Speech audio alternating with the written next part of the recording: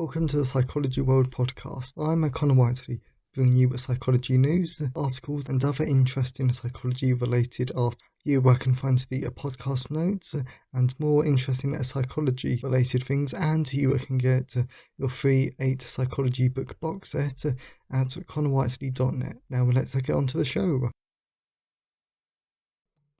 Hi everyone, and welcome to episode 158 of the Psychology World podcast with me, Con Whiteley. And today's episode is on: are psychopaths really more likely to be successful? And it is Saturday, the 2nd of July 2022 as I re-recorded. And if it sounds like my voice is a bit funny today, then please just know that I am still recovering from COVID. And something that was actually quite funny was that I've not coughed for hours, and then I've literally just coughed as soon as I. So for today's episode, what I needed to do was something that was quick and easy, and something that was really fun though, because I'll talk more about this in the personal update, but because I've been suffering from COVID, I really do not want to have to focus on that something like for too long at the moment. So I couldn't really tackle a big podcast episode, but I still managed to stretch this out to 1,000 words a blog post, and this is still such a great episode that I really did enjoy writing about. So moving on to the psychology news section, we're reading from the British Psychological Society Research Digest, and there's some really good ones here today, including the first one is: drinking coffee before shopping can lead to impulse buying. Those wanting to eat more healthy and to save money are often advised not to go food shopping whilst hungry, the theory being that we make less prudent purchases when we're more concerned with satisfying our immediate needs than thinking about long-term goals. But how do other states of the mind affect our purchases? We'd probably not think anything of having a cup of coffee or a can of Coke before going shopping, but a new study published in the Journal of Marketing finds that caffeine can have a bigger impact than we think, with participants spending more and buying more things after a caffeinated drink. So, but this is a really good article, I think, because again, we can actually apply this to everyday life. And about the healthy eating thing, yeah, that's just definitely true. I've had tons of personal experience with that one alone though, so I definitely don't recommend going food shopping if you're hungry. But the coffee drink is actually quite a good idea to research out because it's another take on it. So the second one is: fans of horror movies are just as kind and compassionate as everyone else. What kind of person wants to watch a movie where boatloads of people will get gruesomely cut in half by a wire, or where a man saws off his own foot to escape the sadistic games of a serial killer? Well, you'll have to be pretty cold-hearted and cruel to enjoy that kind of thing, right? That's certainly how horror fans have historically been portrayed, at least by some commentators, but a new study finds no evidence for this stereotype. Fans of horror films are just as kind and compassionate as everyone else, according to the preprint published in Psychopaths. Completely butchered that, and I do apologise, and in some respects, maybe more so. So this, I think, is just a fascinating article, because the first paragraph, even though if you've read any of my fiction books, they can be quite horrific, they can be quite gruesome. For example, I will not go into much detail here, but the main antagonist in my novella, Return of the Ancient Ones. Now, you do not want to meet him, you do not want to look at his face specifically.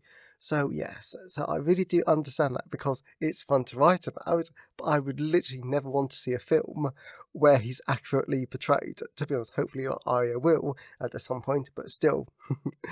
Still though, some of my horror fans, yeah, but horror is definitely not a genre that I would ever want to go and see. But horror fans, at the end of the day, they're just people with a certain taste. Yes, this stereotype is literally just that, a stereotype, and definitely not a fact. Still good to research, and yeah, horror I'm not going to be watching anytime soon. And the last one is: national narcissists are more willing to conspire against their fellow citizens. Narcissists feel that they are exceptional and don't get the recognition that they deserve, but narcissistic beliefs can apply to groups too. Feeling that your nation, religion, organisation, or political party is superior but underappreciated is known as collective narcissism. And our team, led by Mikey Brimstone at the University of Cambridge, reports that collective narcissists are more willing to conspire against members of their own group. Okay, so that's quite an interesting one, and to be honest, it is absolutely cruel and it's just wrong. So To be honest, all that I'm actually going to say is that if you feel that your group is under appreciated, don't go around aspiring against other people, because that's just wrong. And to be honest, it gets you absolutely nowhere in the long run. It's very, very interesting indeed. So that's enough for the psychology news section. So let's move on to the personal update. So we're moving on to the personal update. So, quite a lot has actually happened over the past 2 weeks. So I'm going to sort of do this in chronological order. So, but the first major thing that's happened was that I finished my placement. So the literature review was all done. I think there's still 1 or 2 bits of that we need to finish off. But that's just in terms of the improvements, and that will definitely be done soonish. But overall, I really did enjoy the placement.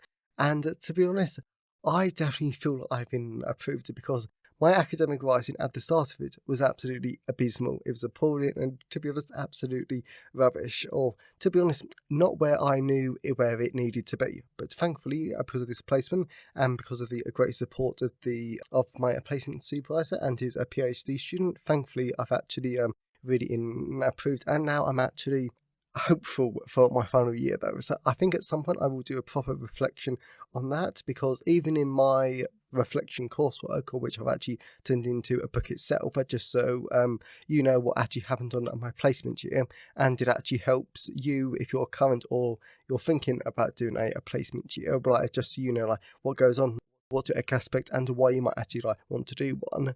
I've not even really addressed in there though, so I definitely will address it at some point and somewhere, either on the podcast, in that book, or in one of the reflection books. So many books and so many series. But all that I will say though, if you have the opportunity to do an actual placement year, I really do recommend it. And what was also really nice about it is that we all went to a university social that night. So yes, quite a lot happened there. But yeah, but it was such a nice way to end the year, end the placement year, because you got to see everyone who my placement supervisor tutors, and it was really good to talk and mix with them again, because I've not seen them for quite a few months. Yes, and then I went on a holiday to Crete, Greece, and I caught COVID from there though, so that's actually quite funny though. But the holiday itself was really nice. The resort was good, and I think we didn't manage to go to the historical bit that I actually wanted to go to, but which for me is the entire point of actually going to Greece. Well, Greece, Greece, oh my god, Greece, Greece overall, but especially Crete. God, I've got my words out eventually. Well, because the trip was really expensive by itself, and the actual place where you needed to book it and to where you actually got picked up was so hard to find. We searched for hours over, but you just couldn't find it.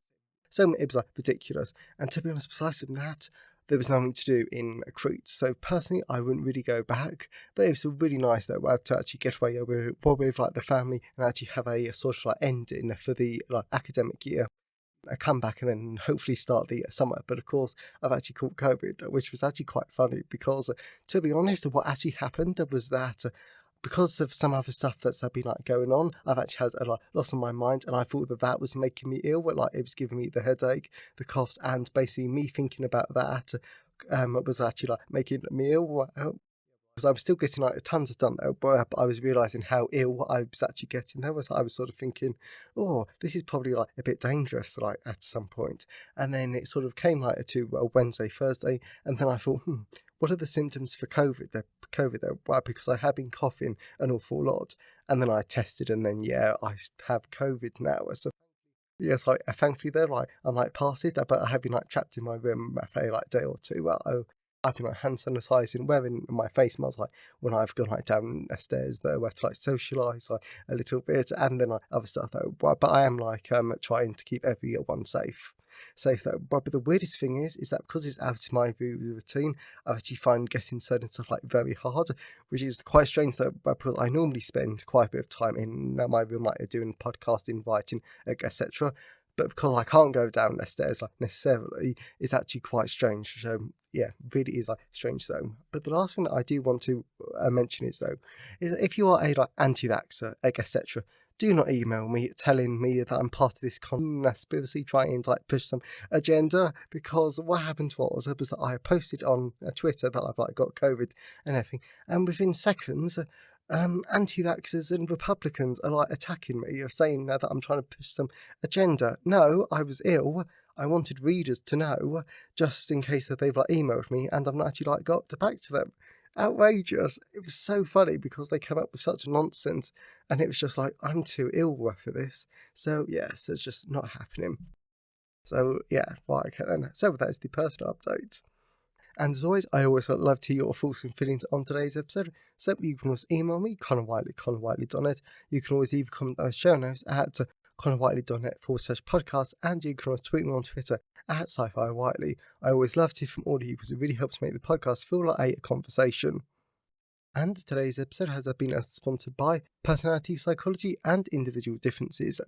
So, but the reason why this is a great sponsor for today's episode is because this episode focuses on the psychopathic personality. But before you can fully understand what the psychopathic personality is, though, it's always really good to actually understand what personality is at a basic level, though, right? Because until you fully understand it, it's actually very hard to understand it. For example, what causes it, what the biological and the cognitive foundations of a personality, how is it measured, how does it affect our beliefs and attitudes, and so many more great topics that I can recommend. Personally, I thought that personality psychology was actually going to be absolutely awful, but it actually turns out that this is such an amazing topic, and to be honest, under clinical and forensic psychology, this is probably one of my favourites, so I cannot recommend it enough. And that this passion really does come through in this great, really easy to understand book. So that is Personality Psychology and Individual Differences, available from all major ebook retailers, and you can order the paperback and the hardback version from Amazon, your local bookstore or local library if you request it. So let's move on to the content part of today's episode. So we're moving on to the content part of today's episode. So we're going to be talking about, are psychopaths really more likely to succeed? And because this introduction is actually quite good, I'm actually just going to dive into it. When it comes to psychopaths, if you ask anyone about them, their likelihood to succeed in life and more. The general public will always tell you how people in the top positions are almost always psychopaths, because psychopaths are naturally inclined to be more successful, popular because of their manipulative charm, and better leadership candidates. Mainly, this belief is all down to psychopaths' impressive ability to manipulate others so perfectly. However, what is the truth? And that's the focus of today's episode. So it turns out that a brand new study from February 2022, with the full reference below, might be able to help us cast some doubts about this belief about psychopaths, since this study has different results that contradict the very widely held belief that in the professional world, cold and unsympathetic individuals might be more successful. Due to this data suggests the opposite. In addition, note here that the successful belief about psychopaths isn't just to do with CEOs and other business types, because this applies to politicians too. Therefore, the whole belief about psychopaths being a more successful work does have very large implications, and that's what is critical to look at. In addition, as Hedwig Enzelbarb, a psychologist working at the Victoria University of Wellington in New Zealand, explains that people often think that because psychopaths are so cold-blooded, fearless, and have a low empathy, this fits the description of most people in their positions of power. So people characterised and connect the two types of people, leading them to study this in a pivotal methodology. Therefore, to test this belief, the researchers got data from over 2,300 New Zealand adults, and they examined the following three question areas for the study. Firstly, the researchers measured three aspects of the psychopathic personality from a series of questions supplied in the survey. These aspects were a fearless domination, cold-heartedness, and self-centered impulsivity. Secondly, the researchers measured the participants' opinions regarding their professional success by combining the participants' answers to these two questions. How secure do you feel in your current job? And how satisfied are you with your current job? Then both of these questions were assessed using a 10-point Likert scale. Finally, the researchers measured a construct known as occupational prestige by calculating the participants' socio-economic status and combined it with their employment type. For example, a legal professional and teacher are more prestigious than a food preparation assistant. And I know that I certainly missed this at first, but I do want to point out here that the second measure is about the participants' own subjective answers and opinions about their own job. But the final measure is a bit more objective and standardized, as it is much easier to be objective for talking about socio-economic status and how prestigious a job is, generally compared to a participant's personal thoughts on it. And I just wanted to point that out just to show that the study isn't relying too heavily on subjective data results. Thankfully, because of the measurements taken, the researchers were able to test their core hypothesis about the belief. Yes, because psychology is a science, so they decided to flip the belief on its head slightly, because their core hypothesis was that people with psychopathic personality tendencies would be less likely to achieve higher levels of professional success. On the flip side, what they actually did was that they could have had the original belief as their core hypothesis, got their results, and then decided to change the hypothesis, which is actually fine.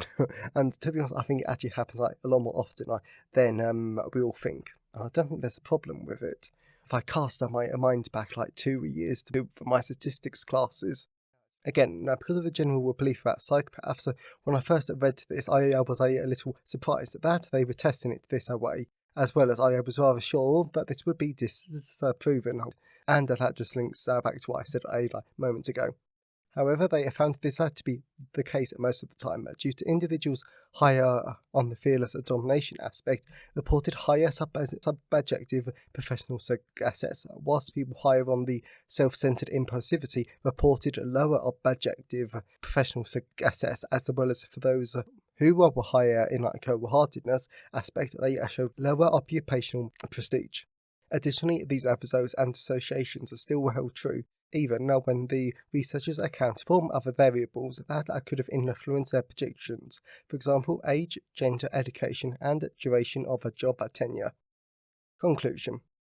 Leading the researchers to conclude that psychopathic personality traits do indeed have a negative effect on a person's subjective professional success, as well as the fearless dominant aspect of psychopathy seems to contribute to higher objective success. However, in terms of the general belief about psychopaths, it seems that it is a lot more fiction than fact. And I want to end today's episode with an excellent point that Heisenberg made. I'm really sorry that I just keep butchering that. Made about all of this. He mentions that if we think that having lower empathy and being less distractible by other emotional reactions could be helpful to us in making hard economic decisions, then that is somewhat reasonable. At least that's what he's applying.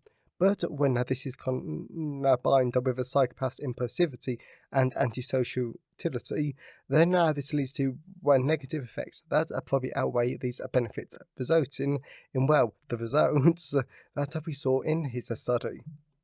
So overall, I really hope that you enjoyed today's episode and that you got something out of it. I know that I always love looking at psychopathy because it's really interesting, but there are always takeaways to use in our personal lives, though. And if you know someone who enjoyed today's episode, then please share it with them. I'm always really grateful when you wonderful people help us spread the word about the podcast. And definitely check out Personality Psychology and Individual Differences, available in all the usual places. And definitely check out buymeacoffee.com/Conor Whiteley. Right, if you don't want to buy a book, be someone to give the podcast a bit one-time support. So have a great day, everyone, and I'll see you next time. Thanks for listening today. I hope you enjoyed it. If you want to see the show notes, then please go to conorwhiteley.net. And if you want a free 8-book psychology box set, then please go to conorwhiteley.net. Have a great day, and I'll see you next time.